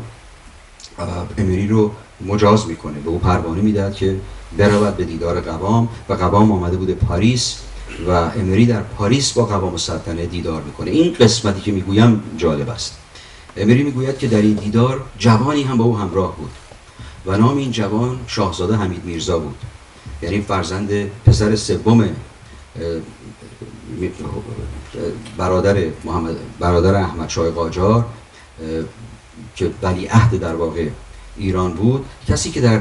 ماجرای شهریوری 20 هم برای مدت کوتاهی به عنوان جانشین رضا شاه در نظر گرفته شده بود، ولی فهمیده بودن که اون این فارسی هیچ بلد نیست و موضوع منتفی شده بود. در این هنگامی که امری این جوان رو با خودش برده،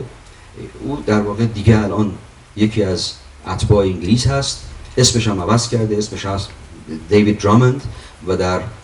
نیروی دریایی بریتانیا افسر عالی رتبه‌ای هست. برادر بزرگش هم افسر عالی رتبه نیروی دریایی بریتانیا شده بوده. امری رو به امری میگوید، امری گزارش میدهد که قوام بعد از معرفی حمید میرزا در میان به هر حال حالت بسیار شگفت زده امری به اون میگوید که من آمادگی نخست وزیران رو دارم، ایشون رو هم پادشاه ایران بکنید چون پرورده انگلستانه و میتونه پادشاه خوبی برای ایران از آب در بیاد. یعنی قوام السلطنه در اون دوران خیلی جدی هم دنبال انداختن مصدق است و هم مایل است که شاید شاه هم در ایران نباشه. البته دولت بریتانیا این رو جدی نمیگیره تا دوره بعدی، یعنی تا دوره 30 تیر که در اونجا در واقع قوام حتی به شاه هم تحمیل میشه. شاه گزینه اولش بعد از مصدق قوام نبوده ولی به هر حال قوام رو میپذیره. خب این پیشینه رو از دشمنی قوام با مصدق در نظر بگیرید، نخست وزیری 3 روزه یا 2 روزه قوام رو هم در نظر بگیرید و پیامد اون 30 تیر مصدق به نخست وزیری برگشته. سنت ایرانی به ما میگه که مصدق باید دمار از روزگار قوام در بیاره. این سنت جامعه ایران، جامعه‌ای که شمار پادشاهانی که به مرگ طبیعی مردن و به دست برادر یا پدر یا فرزندشون کشته نشدن یا سلسله دیگه حدود شاید 10 نفر باشه در دوره تا میانه دوره قاجار و کمتر وزیری به کهنسالی در گذشته بوده. بنابراین سنت جامعه ایران حتی در دوران مدرن همین بوده که معمولا نخست وزیری که به سر کار میاد یا رئیس ستاد ارتش کسی میشود دیگری رو یا بازنشسته میکنه، مثل رفتاری که بین رزمارا و ارفع پیش آمد که یکی رو بازنشسته کرد، وقتی دوباره رزمارا به ریاست ستاد برگشت ارفع رو در واقع کنار گذاشت. این سنت پذیرفته شده جامعه ایرانی بوده. حالا قوامی که در سودای انداختن مصدق هست، نخست وزیر دوره 2 روزه 3 روزه پس از استعفای مصدق هست، مسئول رویدادهای 30 تیر، حالا به درست یا نادرست هست، مصدق به جای اون به نخست وزیر رسیده. استنباط و برداشت و انتظار جامعه این است که مصدق با هر گونه توبیخ و مجازات و دربدری قوام السلطنه موافقت بکنه و این در تاریخ ایران بارها اتفاق افتاده، چیز جدیدی نیست. شایع می شود که و به درستی هم شایع می شود که در دوران 2-3 روزه نخست وزیری قوام مظفر بقایی سپهبدی رو فرستاده برای دیدار با قوام، برای اینکه یه اتحادی بین او و قوام به وجود بیاد. مظفر بقایی برای اینکه این شبهه رو از میان ببره پیش قدم میشه و دیگران رو هم تحریک میکنه و یک ماده واحدی لایحه‌ای میارن به مجلس که در این لایحه برای اولین بار در تاریخ ایران واژه محدودالدم در یک بند قانونی در یک مصوبه مجلس آمده که قوام رو عامل کشتار 30 تیر اعلام میکنند، او رو محدودالدم میخوانند و با محدودالدم خواندن آن مصادره اموال قوام رو دستور میدن. طبیعت به هر حال یا پذیرفته شده جامعه ایران اون زمان این هست که مصدق باید خیلی شادمان بشه از این کار. مصدق وزیر دادگستری خودش رو یعنی لطفی رو به مجلس میفرسته در اعتراض به این ماده قانونی و میگوید این دخالت شما در قوه قضایی است و افزون بر این اگر هم قوام چنین کارهایی رو کرده باشه مصادره اموال که ارتباطی با آتش گشودن به روی مردم نداره و مخالفت میکنه. آقای ارسنجانی حتی می‌نویسه که مصدق 2-3 بار کوشش کرد لوایح دیگری به مجلس ببره که این لایحه رو کنار بگذاره. وقتی این کوشش به جایی نرسید باز به گفته ارسنجانی که یارغار قوام و دوست و مشاور او بوده و بنابراین دلیلی نداره که در این باره گزافه‌گویی کرده باشه، میگوید که مصدق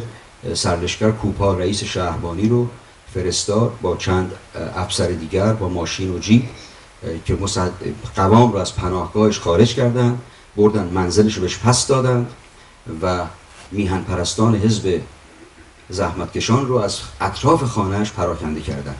این یعنی وفاداری به قانون، یعنی آدمی که وفاداریش به قانون فقط برای دوستان نیست بلکه برای مخالفان خودش هم هست. از جمله همین مورد در بخشودگی خلیل طهماسبی پیش می آید. یعنی در بخشودگی خلیل طهماسبی که به نظر من یک برگ بسیار ننگینی برای بسیاری از سران جبهه ملی است که رفتند و زیر این سند رو امضا کردند و یعنی اصلا جزء گروه نخستینی بودند که بخشودگی خلیل طهماسبی رو بعد از 30 تیر در واقع اعلام کردن و گفتن که چون رزمارا یعنی دشمنیش با خیانتش بر ملت بر همه مقرض بوده کشتن او قتل محسوب نمی شود، مصدق 3 ماه و نیم در مقابل این مصوبه مجلس مقاومت میکنه و گزارش هایی که من در مجلس خواندم از گزارشات مجلس اعتراض نمایندگان به مصدق است که چرا شما خلیل طهماسبی رو آزاد نمی‌کنید. 3 ماه و نیم میان مصوبه مجلس تا آزاد شدن خلیل طهماسبی فاصله است. یعنی خود مصدق برخلاف بسیاری دیگر از رهبران جبهه ملی مخالف چنین رفتاری بوده و در دادگاه نظامی هم اعلام کرده، میگه در هر دو مورد هم با آزاد کردن خلیل طهماسبی مخالف بوده و هم با مصادره اموال قوام. منظور و مراد من از آوردن این نمونه‌های بسیار کوچک که بسیار نمونه‌های دیگری رو از جمله در مورد مالیات، اینکه نخست می‌خواهد که سراغ اعضای خانواده خودش بروند. در تمام دوران زندگی مسئله قانون مداری شاید یکی از نمونه‌های پاشنه آشیل خود رفتار مصدق، یعنی این قانون مداری رو تا حد در واقع ناتوانی خودش جلو میبره. وقتی خلیل ملکی به او رجوع میکند در اون واکنش تظاهراتی که صبح بامداد حزب ایران و جبهه ملی برگزار کردند و شمار اندکی در اون شرکت کرده بوده، نزدیک به 1 ماه پیش از 28 مرداد، و شامگاهان حزب توده تظاهرات گذاشته بوده و شمار اونها چندین برابره. 30 تیر بله یاد بوده 30 تیر. 1 ماه پیش از 28 مرداد خلیل ملکی به مصدق رجوع میکنه و میگوید شما دارید با این کارتون جلوگیری نکردن از این تظاهرات ما رو ناتوان میکنید. پاسخ مصدق این است که بروید قانون بگذرانید، یعنی بروید، من به گروهی که حق قانونی تظاهرات داره نمیتوانم جلوگیری کنم از این، بروید قانون بگذرانید، بعد بر اساس قانون من جلوگیری میکنم. این نمونه ها در خود رویدادهای دوره آخر زمامداری مصدق، اون روزهای پایانی هم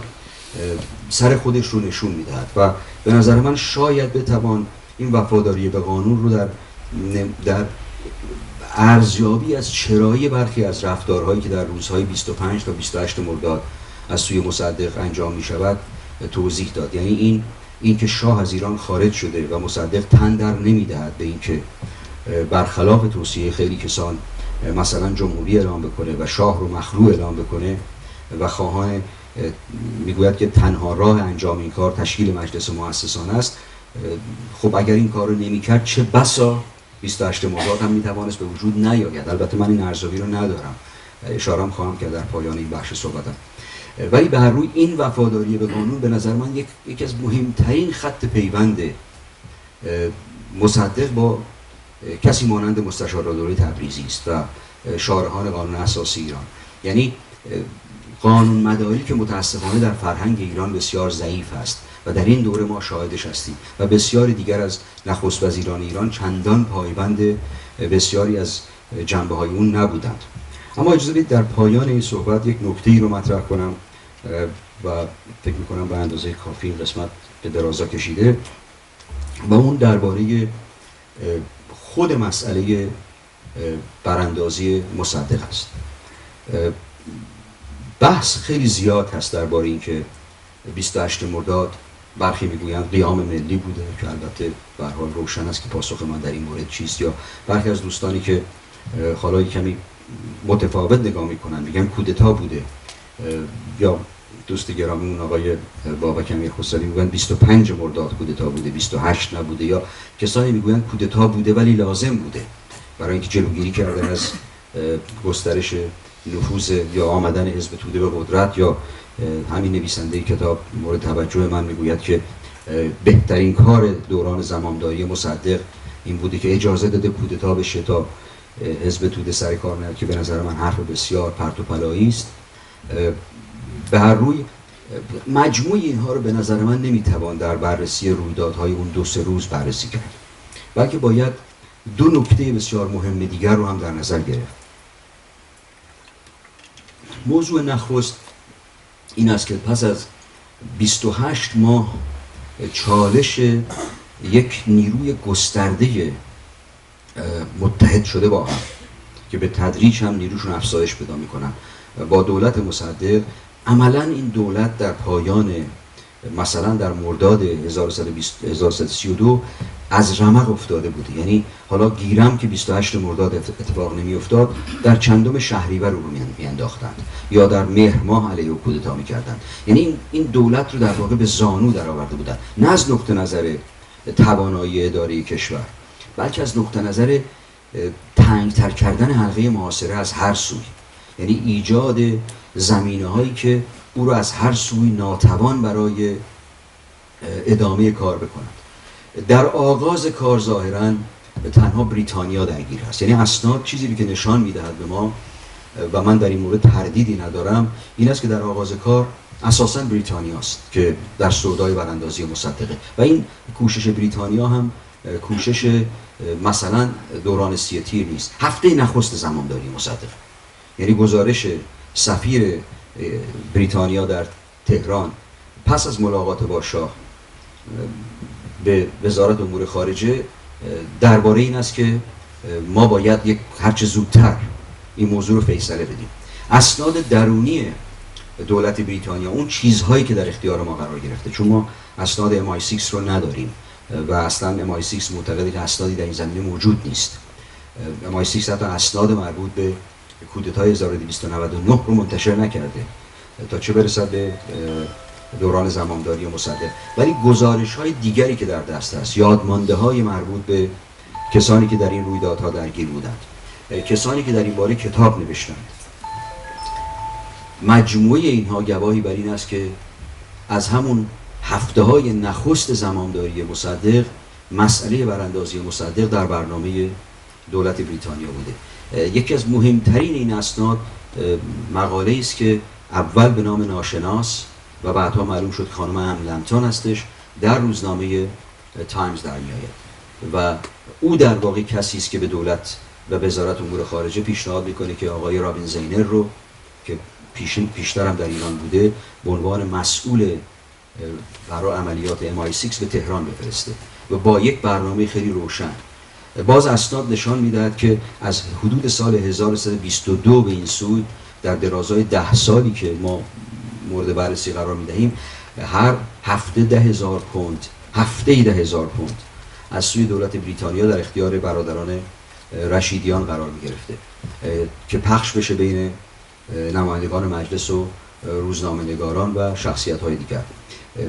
پیوستن ایالات متحده آمریکا به پروژه براندازی مصدق تقریبا همزمان است با انتخابات آمریکا، یعنی پیش از حتی آغاز ریاست جمهوری آیزنهاور، چون میدانید در آمریکا میان انتخابات و سوگند خوردن فاصله است، یعنی انتخابات در اوایل نوامبر انجام می شود، رئیس جمهور معمولا در میانه ژانویه به نخست وزیری میرسه، به ریاست جمهوری میرسه و در نتیجه فاصله بین این هاست. ولی تقریبا میتوان گفت که از همون هنگام بعد از انتخابات اگر کابینه تغییر پیدا کرده باشد یا رئیس جمهور تغییر پیدا کرده باشد، افرادی که قرار است در پست‌های حساس مثل وزارت امور خارجه یا سازمان سیا و دیگر رشته‌ها درگیر بشوند، حضور خودشون رو در این اداره‌ها نشان میدهند. در این دوران هستش که برادران دالس دارن به جای مثلا وزیر امور خارجه اون زمان یا رئیس سازمان سیای اون زمان که او هم در جبهه اتفاقا آیزنهاور باقی میمونه، یعنی والتر بدل اسمیت در اون گروه باقی میمونه، از ریاست سیا میرود به معاونی وزارت امور خارجه، ولی دین اچسون در واقع دیگه حاشیه گذاشته شده. اسناد نشان میدهد که از این دوران این چرخش خیلی جدی است و این رو باید بر حاشیه اشاره کنم که کمتر کسی به هر حال به این موضوع پرداخته، متاسفانه، که برادران دالاس شرکای یک شرکت حقوقی و مشاوران شرکتی هستند که یکی از بزرگترین مشتریان شرکت نفت ایران انگلیس است. یعنی دیوار بین منافع اونها و شرکت نفت ایران انگلیس خیلی باریکه. در این دوران هست که اولین سندی که گزاره های براندازی دکتر محمد مصدق نام دارد در درون وزارت امور خارجه با کمک سازمان سیا تنظیم می شود و این در واقع در اختیار، الان نامحرمانه شده این سند، در اختیار کارکنان اصلی دولت آمریکا، اونها که دستن در کار به هر حال روابط با ایران بودند و پروژه ایران رو پیش می‌بردند یا دفتر ایران رو اداره می‌کردند در وزارت امور خارجه یا در سازمان سیا قرار داده می‌شود. این تاریخ تقریباً دیماه سال 1331، یعنی ماه‌ها پیش از 28 مرداد. و جالب اینجاست که این تاریخ با پروژه نو اسفند که اولین کوشش برای انداختن مصدق است خیلی با هم میخوره، اگرچه باز اسناد نشان میدهد که آمریکا کمتر در این کار نقش داره، بیشتر مأموران پنهان بریتانیا در این کار نقش دارن، ولی آمریکا هم هماهنگی میکنه. یعنی اون روز صبح در 9 اسفند، بامداد 9 اسفند، آقای لویی هندرسون در دربار حضور داره. این هم گزارشش الان دیگه موجوده و از آمدن از دربار و گفتگوی با شاه صحبت میکنه. جالب اینجاست که من اصلا تردیدی ندارم که تا بامداد 9 اسفند شخص شاه در برنامه 9 اسفند درگیر نبوده، یعنی سخت در سودای رفتن از ایران بوده. تمام اسناد نشان میده. یکی از زیباترین اسنادی که در این زمینه من پیدا کردم این است که در نیمروز 8 اسفند، یعنی یک روز پیش از رویداد 9 اسفند، علا باش هندرسون نهار میخورده. اولا علا رفیق گرمابه گلستان هندرسون هست، صبحانه، نهار، شام، گردش بعد از ظهر هر روز با هم بودند و گزارش های دربار رو به هندرسون میداده و جالب اینجاست در این گزارش ها میگفته اینها محرمانه است، اینها رو قرار نیست شما به کسی بدید، مثل اینکه وزیر سفیر کشور قرار اینو پیش خودش نگه داره. میگوید که هندرسون در گزارشش اون شب مینویسه که شاه به علا زنگ زد. خب همینجا نگه دارید، تلفن همراه هنوز کشف نشد، اختراع نشد، بنابراین شاه به علا در سفارت زنگ زد، یعنی به تلفن سفارت زنگ زد و به تلفن سفارت که زنگ زده به علا گفته که به هندرسون به هر حال سفارش بکن که مبادا خبر سفر من به جایی درز بکند، برای اینکه ممکن است از سفر من جلوگیری بشه و نگذارن من از ایران برم. شاه قطعا میخواسته بره. عین همین حرف رو ثریا در خاطراتش می‌نویسه. یک روزی رو ازش اسم میبره که روز ازدواجشه، میگه دوباره این روز بدشگون شد. امروز شاه به من خبر داد در بهمن اون سال هست که ما عازم خارج از ایران هستیم، چمدان‌ها باید ببندیم و از ایران بریم و گویا یک مزرعه‌ای در دالاس هم نزدیک دالاس خریده بوده، رنچ میده و میخوایم به اونجا بریم. حتما مادر شاه هم با ما خواهد آمد، یعنی با ناراحتی این رو مطرح میکنه. و من در جستجوهایی که کردم بیشتر به این نتیجه رسیدم که یکی از دلایل سفر شاه در واقع دیدار با پزشکان در اروپا است برای همسرش که نازا بوده و میخواستن راهی پیدا بکنند. چون علاقه داشته به ثریا، میخواسته با ثریا بمانه، ولی خب به هر حال بدون فرزند مشکل ولیعهدی داشته. بنابراین در این زمان ما میتوانیم آغاز این چرخش رو ببینیم، آغاز چرخشی رو که گام دومش کشتن افشارتوس است و گام های دیگری که به تدریج شتابان می شود. مجموع این اسناد نشان میدهد که از اسنادی امروز در دست ماست و خیلی از اونها پیشتر در دست نبوده، نشان میدهد که از دیماه بهمن 1331 سیاست آمریکا و بریتانیا با هم هماهنگ شده و به تدریج اون خطی رو که رهبران MI6 تبلیغ میکردن که از روز اول درباره مصدق بحثشون نفت نبوده، بحثشون کمونیسم بوده، او آمریکا رو از خطر کمونیسم در واقع میهراساندند. در دوران آقای آیزنهاور که درست در اوج تب ضد کمونیستی در آمریکا، دوران مکارتی است و یکی از شخصیت‌های بسیار برجسته فوق‌العاده آنتی کمونیست سیاست آمریکا به وزارت امور خارجه رسیده، این سیاست با هم هماهنگ میشه، یعنی اونها هم میپذیرند که خطر کمونیسم در ایران یا در واقع این توجیه رو میپذیرند و در نتیجه پروژه کودتا وارد به هر حال مرحله عمل میشه. از این دوران به بعد ما با یه رشته اسناد داخلی روبرو هستیم که نشان میدهد که به طور جدی در واقع داره برنامه‌ریزی میشه برای براندازی مصدق. چند شخصیت در این اسناد تا به حال ازشون نام برده نمیشده. یکی از اونها سرهنگ اون زمان و سرلشکر آینده فرزانگان هست که معاون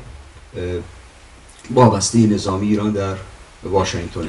و او رو CIA اسنادش نشان میدن، او رو استخدام میکنن، جلب میکنن و او رو برای تربیت به یک مرکز نظامی میفرستن که سرپرستی نظامی کودتا رو او در واقع در بازگشت به ایران در دست بگیره، چون زاهدی دارای امکانات جدی در درون ارتش نبوده و فرزانگان است که در آغاز یا در پایان تیر به تهران میرسه همراه با کرول و دیگر شخصیت‌هایی که از نظامیانی که از جاهای دیگر میآیند برای تنظیم پروژه کودتا،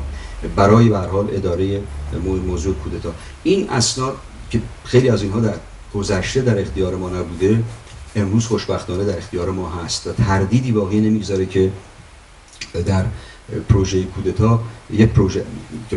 کودتا 6 ماه هست، یعنی از پیش ریخته شده. نکته دومی که باز اسناد زیادی امروز ما در اختیار داریم که پیشتر نداشتیم و من امیدوارم در جلد دوم کتاب اون بپردازم، نقش روحانیان در این زمینه است. یعنی درگیر شدن قم و نجف و نامه هایی که می نوشتن و تلگراف هایی که می زدند در ضعیف کردن دولت مصدق است که در این برنامه سازمان سیا و MI6 نقش خیلی مهمی دارند. 3 کتاب جعلی در ایران منتشر می شود اساساً برای تحریک روحانیان نجف.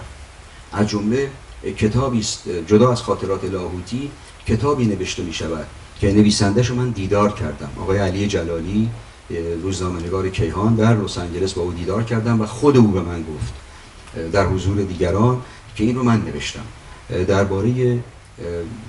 اینکه آخوندها در واقع یک پدیده عقب مانده میراث از گذشته هستند. عنوانش الان خاطرم نیست، در کتابم هست و این رو به نام انتشارات حزب توده چاپ کردند و جالب اینجاست در تهران پخش نکردن، تو نجف پخش کردن، یعنی بردن در نجف پخش کردن و به دست روحانیان رساندن و یکی از کسانی که یک نسخه از این به دستش رسید امام جمعه آینده تبریز، کسی که در ماجرای بمب کشته شد، او در خاطراتش اسدالله مدنی میگوید که این کتاب به دست من رسید، اسدالله مدنی معروف، و ما رفتیم سراغ برخی از علما که دستخط بگیریم که این مصدق رو در واقع محکوم کنن که چرا اجازه میده علیه علما چنین کتاب‌هایی در ایران چاپ بشه. چرا ایران چاپ نکردن؟ برای اینکه خب خیلی سریع حزب توده اگه به دستش میرسید میگفت ما ننوشتیم. تو نجف پخش کردن تا خبر برسه مسئله حل شده است، یعنی اون نتیجه‌ای که ازش می‌خواستن بگیرن گرفتن. و چند کتاب دیگر هم در این زمینه بود، از جمله خاطرات لاهوتی که برای اینکه این خاطرات خیلی واقعی جلوه داده بشه که لاهوتی در اون خاطرات ظاهراً پیام میده که ما برنامه داریم برگردیم ایران و همه آخوندها رو دار بزنیم. 3-4 صفحه از این رو عباس شاهنده به خط خودش نوشته که این شبیه در بیاد با گویا بلد بوده به هر حال این کار رو انجام بده و کسان دیگری که در این کارها درگیر بودن. آخرین نکته‌ای که در این رابطه باید اشاره کنم در ارتباط بین روحانیان و به هر حال پروژه کودتا در واقع خود نقش کسی مانند کاشانی است که از 9 اسفند به این سوی دیگه کاملا به طرف دشمنی با مصدق رفته و همراه شده با جریان‌هایی که اون گروهی از روحانیان که از پیش هم با مصدق مشکل داشتن. در نوشته‌های بسیاری از شخصیت‌های برجسته ظاهراً پژوهشگر دوران جمهوری اسلامی یا روحانیانی که خاطره نوشته‌اند، توجیه اساسیشون در رفتار دشمنانه اون دوران با مصدق و پشتیبانی دوره بعد از شاه در این است که بحثی است که بارها و بارها کردند و حتی خود آیت الله خمینی در کتاب اسرار 1000 ساله بهش اشاره کرده که ما یه پادشاه شیعه بیشتر نداریم و ضعیف کردن این پادشاه شیعه به زیان جامعه بوده، به ویژه اگر این ضعیف شدن پادشاه شیعه به سود رشد کمونیسم در ایران باشه. و یکی از این شخصیت‌ها خیلی روشن مطرح میکنه، میگوید که ما بالاخره باید همون عبارات معروف بد و بدتر در میان اونها انتخاب میکردیم و در گزینش میان مصدق حزب توده، مصدق حزب توده به عنوان یک مجموعه و شاه گزینش بهتری بود، اگرچه به هر حال ظاهرا از اول هم با اون مخالف بودیم. این قسمت‌های دومش البته توجیهات بعدی است، اینا توجیهات بعد از انقلاب 57 است، ولی مجموعه روحانیان در اون دوران به ویژه شخص بروجردی اگرچه به طور مستقیم در برابر خمینی موضع نمیگیره بروجردی، ولی گفتم تنها مورد سندی که ما داریم در مورد همین مسئله زنان است و سپس در مورد مسئله ممنوع کردن نوشابه‌های الکلی که خود بروجردی درگیر نیست ولی جامعه روحانی به شدت در برابر مصدق میسته. این رو هم حاشیه بگم، این هم یکی از دروغ‌هایی است که درباره اون دوران گسترده شده که یکی از نخستین کارهای مصدق ممنوع کردن نوشابه‌های الکلی بوده، در حالی که این در بهمن 31 هست که این لایحه از سوی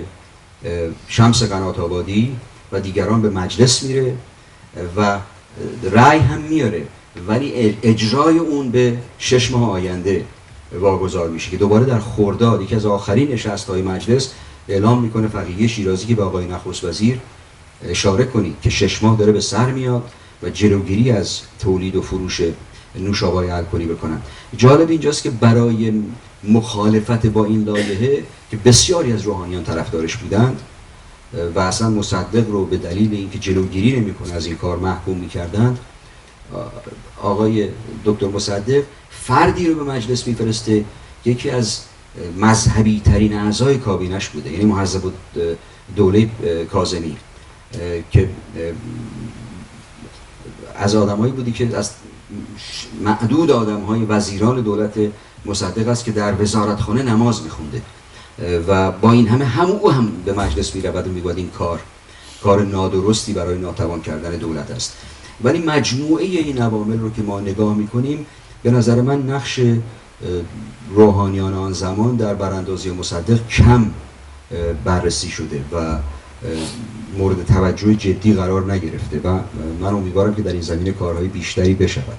ولی به هر روی اگر بخوام از مجموعه سخنم نتیجه بگیرم، برای من تردیدی وجود نداره که پروژه براندازی مصدق یک پروژه مشترک ایرانی خارجی است، یعنی بدون همکاری گروه‌های ایرانی، جریان‌هایی که در درون ایران بودند، در درون ارتش و بیرون ارتش، کودتا نمیتوانسته موفق بشه. یعنی کودتا یک پروژه نظامی نبوده که از بیرون در واقع یک نیروی نظامی وارد ایران بکنند یا مداخله نظامی بکنند، بلکه پروژه برانگیختن نیروهای به هر حال مخالف شهری بوده که در این زمینه شخصیتی رو که به ایران میفرستند، یعنی یکی از آدم‌های اصلی که CIA در حدود 3 ماه پیش از 28 مرداد به ایران میفرسته، اصلا رشته کارش برانگیختن اوباش خیابانی است، اصلا تخصصش در این بوده و در کره هم در این کار درگیر بوده و باز من اسنادش رو در این کتاب آوردم. و اوست که در واقع یکی از متحد کنندگان یا پروژه دهندگانی است به اوباش خیابانی که چگونه در واقع وضعیتی رو ایجاد کنند که شمارشون رعب و وحشت بیشتری از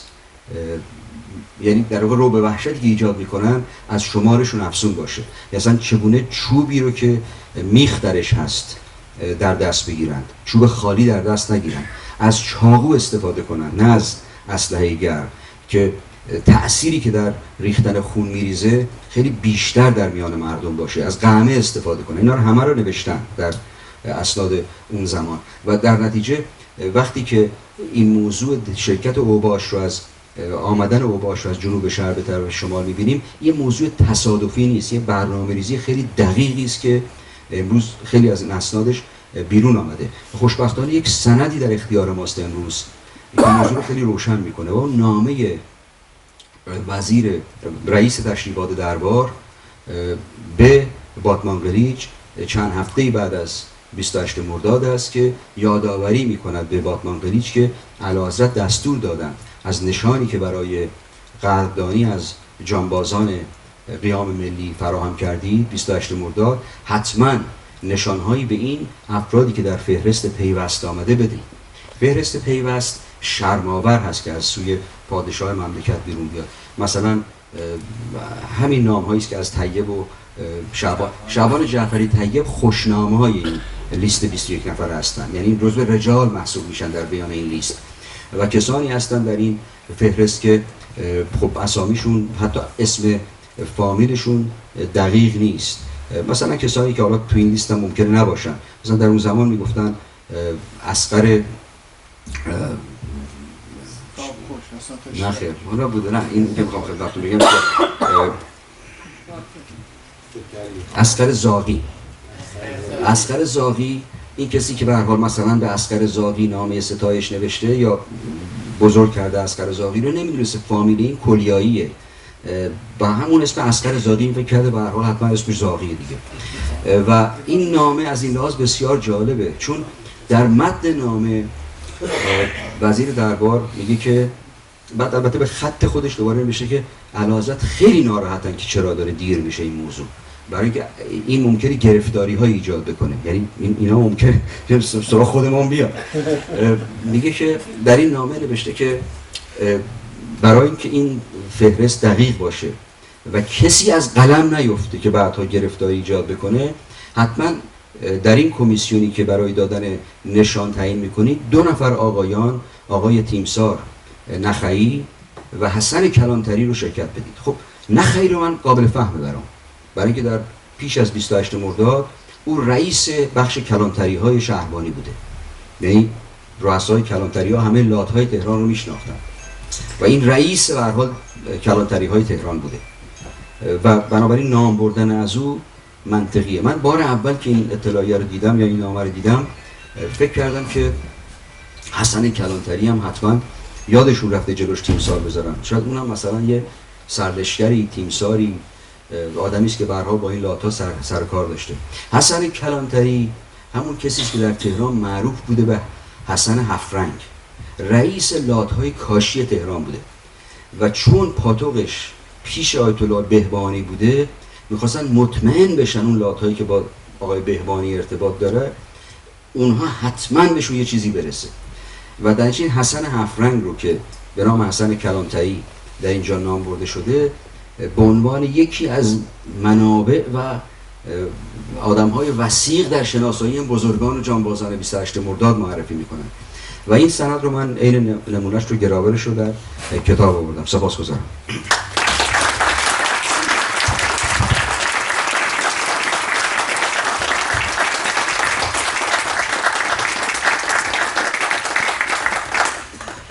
خب من از طرف شورای مدیریت انجمن از آقای امینی واقعا سپاسگزارم، بحث بسیار جالبی رو مطرح کردن، ولی امیدواریم که در جلسات آینده بتونیم هر کدوم از این زوایایی که ایشون فقط اشاره کردن رو باز بکنیم و بهتر مسائل اون دوران رو بشناسیم. قبل از اینکه تنفس رو اعلام بکنیم به 2 نکته میخواستم اشاره بکنم. یکی این که دوستانی که علاقه‌مندن کتاب‌های آقای امینی رو بخرن کتابا اینجاست، میتونن بخرن و ایشون امضا میکنن. بعد برنامه‌های دسامبر انجمن رو خدمتتون بگم. شما قبل از اون یادتون رفت بگیم من رو خرج خودم اون دیگه گفتن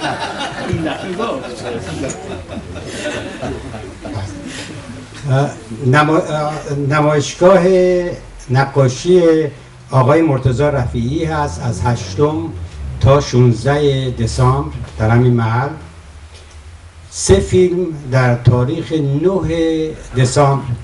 در اینجا نمایش داده میشه که هر سه تا مربوط به تهران. 22 شنبه 22 دسامبر شب یلدا داریم که اونهایی که علاقمند هستن بیان، میتونن اسامیشون رو اونجا بنویسن. بلیتش تا هفته آینده آماده میشه و اطلاعیه‌اش هم به اطلاعاتون میرسه که میتونیم بیاین ثبت نام بکنین، چون جا محدوده. بلیت رو از قبل انجمن میفروشه. و بعد آقای دکتر صبحانی اینجا تشریف دارن. گروهی از پزشکان ایرانی مقیم فرانسه از جمله آقای دکتر صبحانی به عنوان مسئول این گروه یک مطالعه‌ای رو شروع کردن تحت عنوان اوتانازی که ببینن ایرونی‌های داخل و خارج ایران، اروپا و آمریکا، دیدگاهشون نسبت به این اوتانازی چیه؟ مذهبی ها، غیر مذهبی ها، با توجه به سنهای متفاوت و جنس و غیره. این کار رو با همکاری انجمن ما دارن انجام میدن و من در خدمت آقای دکتر صبحانی در تنظیم پرسشنامه‌شون با هم یه مقدار کار کردیم. کار آماده است. الان حدود یه تعدادی از پرسشنامه ها رو با خودشون آوردن که اینجا هست. لطف میکنید اونایی که علاقمند هستن، بینام بینشان، امضا نمیخواد، فقط چند تا سوال هست و 2 صفحه هم بیشتر نیست، 8 تا 10 تا سواله که چیز مهمی نیست. اینو لطف بکنید پر بکنید و یه جعبه اونجا میذارن که اینو رو بذارید تو اون جعبه. بعد از تنفس ما یک تنفس کوتاهی خواهیم داشت که بوفه آماده است، میتونه از شما پذیرایی بکنه. بعد از اون آقای امینی که با خرج خودشون اومدن به سوالات شما جواب میدن. شاممون